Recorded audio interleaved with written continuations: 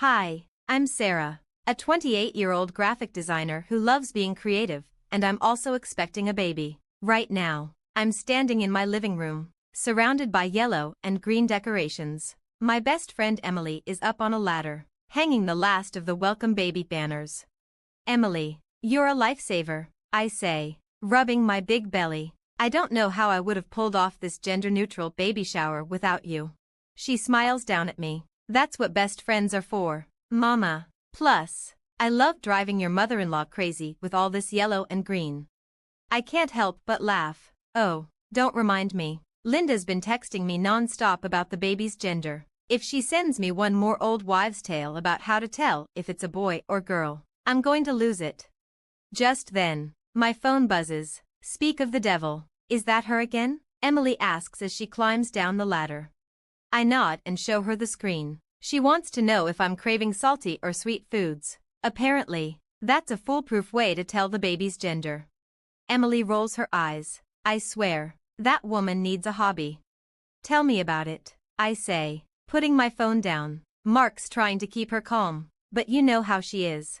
As if on cue, my husband Mark walks in, looking a bit stressed. Hey, babe, the nursery's all set up. My dad's bringing over the last of the furniture later. Thanks, hun. How's your mom handling all of this? He runs a hand through his hair. Well, she's persistent, but don't worry, I've told her 100 times we're keeping it a surprise. Good luck with that, Emily says with a smirk. Just then, the doorbell rings. It's my parents, Robert and Carol, their arms full of gifts and snacks for the shower. Oh, sweetie, the place looks wonderful, Robert says, putting down the boxes with a big smile. Your mother's right, you've done a great job, kiddo. As we're chatting, Mark's phone starts ringing. He looks at it and sighs. It's Mom again.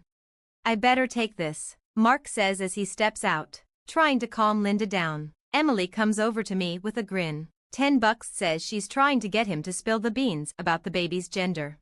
I shake my head. No bet, that's a sure loss. As the day goes on, more friends and family arrive to help set up. The house is filled with excitement, but I can't shake the feeling that Linda is up to something. Every time Mark's phone rings, I get a little more nervous. Later that evening, while Mark and I are getting ready for bed, I decide to bring it up. Hun, is your mom okay? She seems extra intense about the gender thing. Mark sighs and pulls me close. You know how she is, she just wants to be involved. But don't worry, I've got it under control.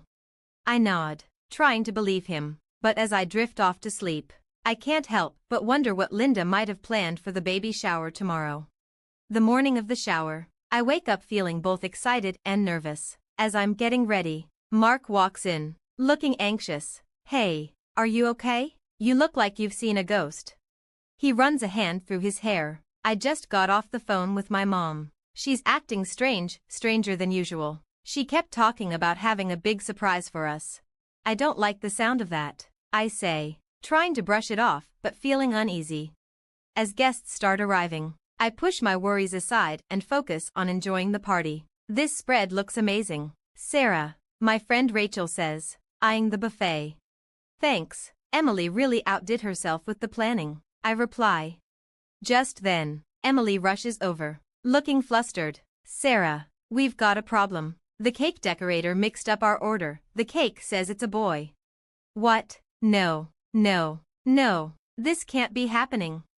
Don't worry, I've got a plan, Emily assures me. We'll just scrape off the boy part and replace it with baby. Crisis averted. As we're fixing the cake issue, the doorbell rings. Mark goes to answer it, and I hear his shocked voice. Mom, what's all this? I turn to see Linda barging in, followed by a small group of people I didn't recognize. She was holding a bunch of blue balloons, and a man in a white coat stood beside her. Surprise, darling, Linda sang out. I've brought the party to you. What's going on, Linda? I asked, trying to keep my voice calm. Well, since you two are being so stubborn about keeping the gender a secret, I decided to take matters into my own hands. Everyone, I'd like you to meet Dr. Thompson, a sonogram expert extraordinaire, she announced, gesturing to the man in the white coat, who gave an awkward wave. Mom, what are you doing? Mark hissed, clearly upset. I'm revealing the truth. Dear, it's a boy. And I have proof, Linda declared, pulling out a folder and waving it around. I have the latest sonogram pictures right here. Dr. Thompson will examine them and confirm what I already know. I felt my face flush with anger and embarrassment. Linda, that's enough. This is our baby. Our choice. You have no right. Oh, pish posh. Linda interrupted. I'm the grandmother. I have every right to know. Emily quickly stepped in, trying to calm things down. Hey, everyone. Why don't we move on to some fun baby shower games? I've got a great one where we guess the baby's birthday. But Linda wasn't having it. She marched over to Dr. Thompson and shoved the folder into his hands. Go on, doctor. Tell them what you see. The poor man looked terrified. I'm not sure I should. Of course, you should, Linda insisted. I paid you good money for this. The room gasped, and Mark's face turned pale. You did what? Linda realized her mistake too late. Oh, fine. Yes, I paid him, and I've been talking to your obstetrician too, Sarah, trying to get the truth out of her. But she wouldn't budge, even when I offered her a very generous donation. I felt sick to my stomach. You tried to bribe my doctor, Linda? That's illegal. The room erupted into chaos as Mark started arguing with his mother. How could you do this, Mom? This is a complete violation of our privacy. I was just trying to help. You two are being ridiculous with all this secrecy. I can't take it anymore. Linda shot back. Overwhelmed, I stormed out of the room and locked myself in the nursery. As I sat there, surrounded by the soft yellows and greens we had chosen, I could still hear the commotion continuing outside. This was supposed to be a happy day, but it turned into a complete nightmare. It's been 3 days since the baby shower disaster, and I'm still shaken. I'm sitting at our kitchen table, staring at my phone when Mark walks in. How are you holding up, babe? Honestly, I feel awful. Your mom violated our privacy, possibly broke the law, and ruined what was supposed to be a special day. Mark sighs, running his hands through his hair. I know, and I'm so sorry. I've been trying to talk to her, but she's just not listening. Just then, my phone buzzes. It's Emily. Hey, what's up? Sarah, you're not going to believe this. Remember that Dr. Thompson from the shower? I did some digging. He's not a doctor at all. He's an actor Linda hired. I nearly dropped my phone. Are you serious? How did you find out? I recognized him from a local theater production. I called the theater, and they confirmed it. His real name is Steve Daniels. I relay the information to Mark, and his face turns red with anger. That's it. I'm calling my mom right now. He puts the phone on speaker as Linda answers. Hello, dear. Have you come to your senses about the gender reveal yet? Cut the crap. Mom, we know about the fake doctor. How could you do this? There's a pause before Linda responds, her voice defiant. I did what I had to do. You two were being ridiculous with all this secrecy. I can't hold back anymore. Linda, you had no right. You violated our privacy and potentially broke the law. Oh, please. I'm the grandmother. I have every right to know about my grandchild. Mark's voice is ice cold. No, Mom, you don't. And until you can understand that and apologize, we're going to need some space. He hangs up, leaving a tense silence in the kitchen. I need to file a complaint with the hospital. I say, if she tried to bribe my doctor, who knows what information she might have gotten. Mark nods. I'll go with you. We need to get to the bottom of this. The next day, we're sitting in the hospital administrator's office. The woman across from us looks serious. Mr. and Mrs. Johnson, I want to assure you that we take patient privacy very seriously. We'll conduct a full investigation into this matter. As we're leaving, Mark's phone rings. It's his dad. George. Son, we need to talk. Can you and Sarah come over? When we arrive at Mark's childhood home, George looks tired and upset. I'm so sorry, both of you. I have something I need to show you. He leads us to his study and pulls out a box filled with papers. Your mother. This isn't the first time she's done something like this. I've been keeping track over the years. She's always had trouble respecting boundaries, especially when it comes to family. Mark looked stunned. Dad, Why didn't you ever say anything? George sighed. I thought I could manage her behavior, but after what happened at the shower, I realize I've been enabling her. It's time for this to stop. He handed us the box, and inside, we found letters, emails, and even legal documents detailing Linda's past manipulative behavior. There was an incident at your cousin Jenny's wedding, George explained. Linda tried to change the venue without telling anyone because she didn't like the original choice. And when your brother Tom was applying to colleges, she submitted applications in his name to schools he didn't want to attend. I felt a mix of vindication and sadness. George, thank you for showing us this. It helps to know we're not alone in dealing with her behavior.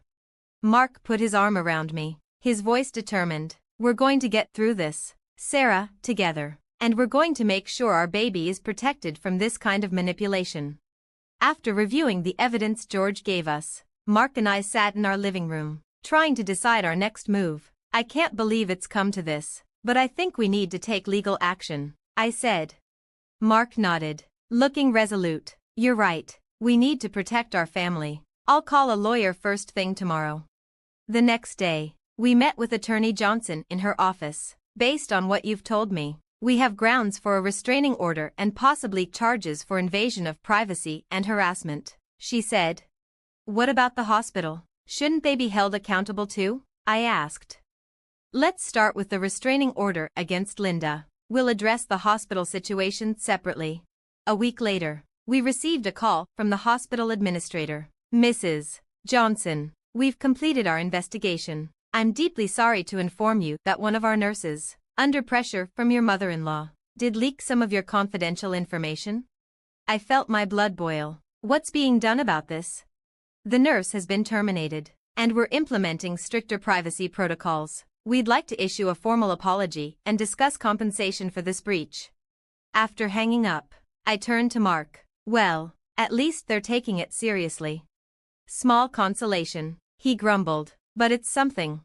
Weeks passed, and finally, we found ourselves in the courtroom. Linda sat at the defendant's table, looking defiant. The judge entered, and the proceedings began. Our lawyer presented the evidence, the fake sonogram expert, the attempted bribery, the leaked medical information, and George's documentation of past incidents. Linda's lawyer tried to paint her actions as those of an overzealous grandmother, but the judge wasn't buying it.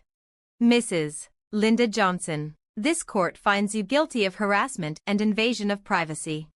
You are hereby fined $10,000 and ordered to attend mandatory therapy sessions to address your controlling behavior, the judge declared. I squeezed Mark's hand as the judge continued. Furthermore, a restraining order is granted. You are to have no contact with Sarah and Mark Johnson unless they initiate it.